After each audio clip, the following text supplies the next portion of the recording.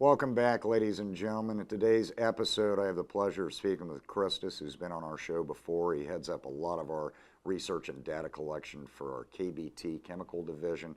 He's an unbelievable competitive bowler, and he's got some really cool findings that revolve around reactivity and loss of reactivity with cover stocks of current bowling balls in relation to different lane chemicals and their environments. And I think you should learn a lot off of this show. We look forward to you tuning in, and have a wonderful day.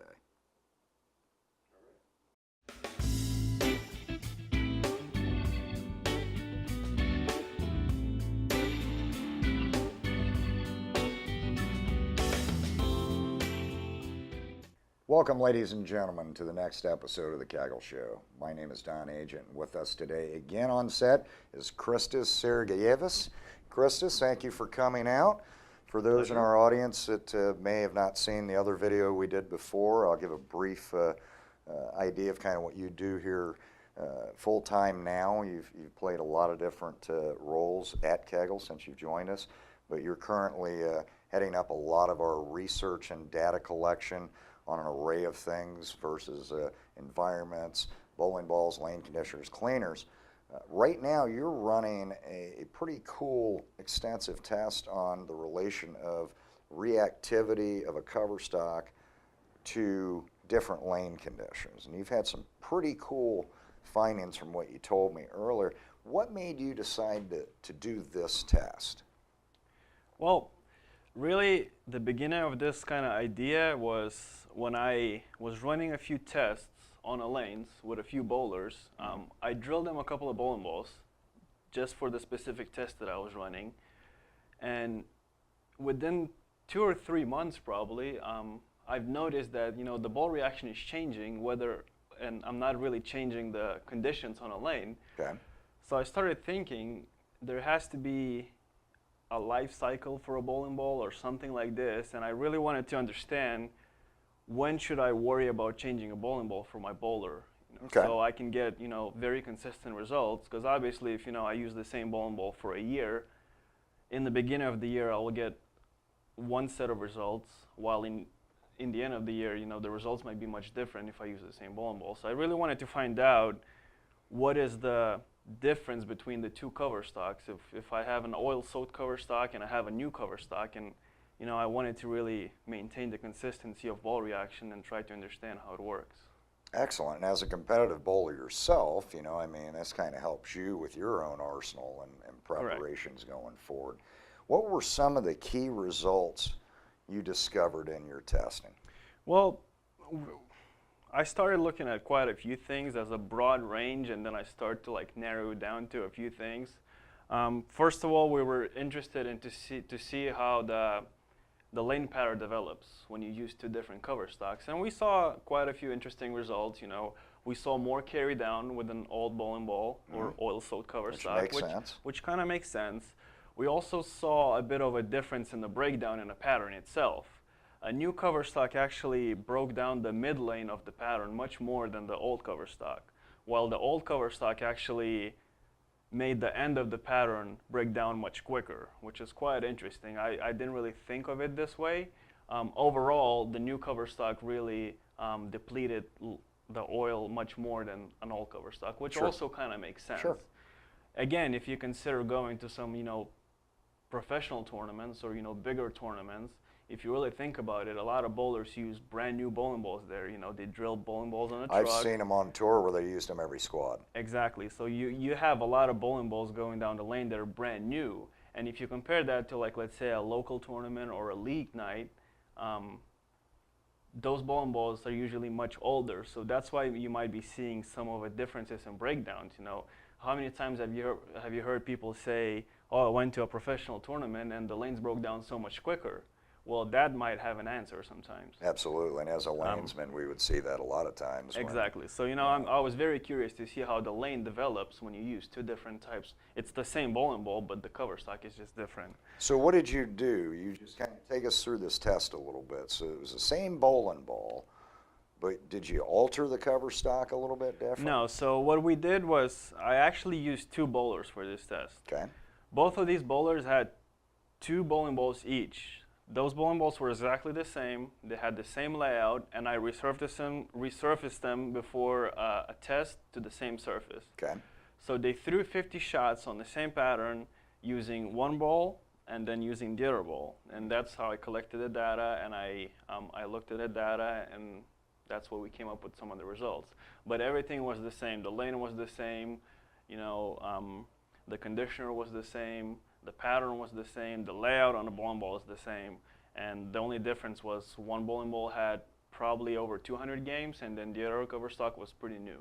It was pretty fresh. Interesting, very interesting. And you know, we all know even the ball manufacturers would tell you, I mean, that there's a life cycle. I just don't know that anybody knows exactly what that is. That could be different for the amount of hand the bowler has or different environments. On this topic, I've actually noticed, since I use two bowlers, I've noticed that a bowler with because I had two bowlers. One was a higher rev rate bowler, and then the other bowler was more speed dominant bowler.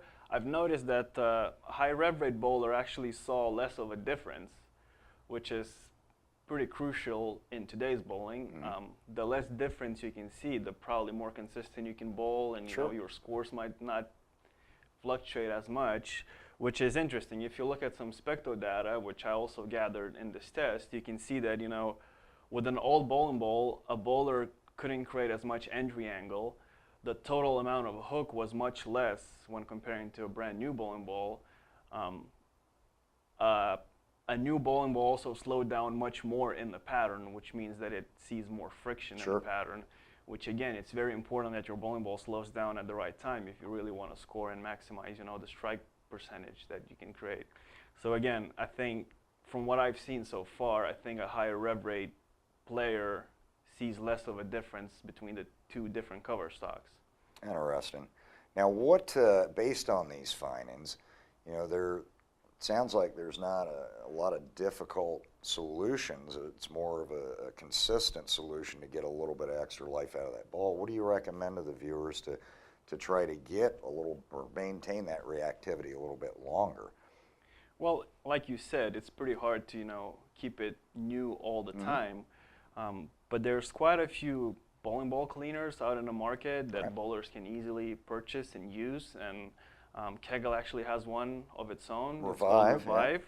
It's a very good cleaner, which actually helps to maintain, you know, the cover stock fresh. So what a bowler could really do, I think it's very important to wipe your bowling ball between every shot that you throw, so you can get rid of that oil that's on top of the ball, you know, because that oil has to go somewhere, and what happens is the bowling ball, the cover stocks are so aggressive, the oil just is being absorbed every time you throw a shot. And that's the difference for the viewers. And when we talk, you know, depletion versus oil absorption. Depletion is the oil is being depleted from the pattern due to being moved by the bowling ball, but the oil on the ball itself is going to be absorbed in at some point in time. So if you're not cleaning that ball after every shot, and you get all those rings of track flare, essentially it's just sucking right in there, which in turn's killing some of that reactivity over time. So I would definitely suggest cleaning your bowling ball between the shots, and also I would really highly suggest cleaning your bowling ball after any practice session, after any league night, after any tournament, you know, with some sort of a cleaner.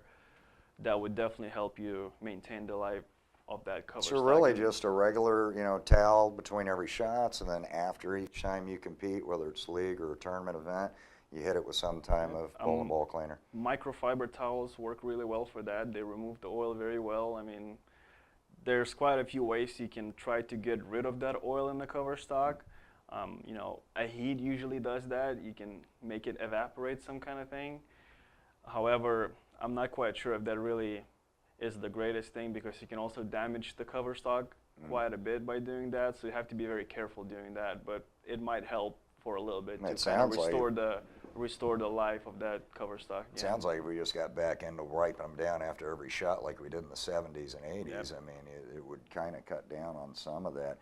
You also, for the audience, I mean, one of the reasons we shot this video was, you know, you had like 20,000 views or something on this data that you put up. Can you tell the audience where they could go look to see that as far as that sheet that was on there? Yes, if you go on Facebook, which I'm sure a lot of you use Facebook nowadays, we have a page that's called Kegel. If you just type in Kegel in a search field, it will pop up there, and if you just go follow us and like it, all the information is out there. We try to, update the page daily with some valuable and useful information like this, and that's where you can find it. Excellent, excellent. And for anyone listening, also, if you've got anything specific as far as questions about, this topic or anything we ever discuss, or you've got some ideas on some different topics you'd like to see us talk about, please make sure you contact us at www.kegel.net. You can also call into the 1-800 number, 1-800-734-0200. And at any point in time, you can ask for myself, Don Agent, or Kristis. If we were in the office, we'd be more than happy to chat with you and see if we can come up with some different content going forward. At that point, I think this is a wrap, young man. Thanks Thank you again. very much. I think we'll both go back and be semi-responsible and get back to work. Ladies and gentlemen, keep those wrenches turning. Have a wonderful day.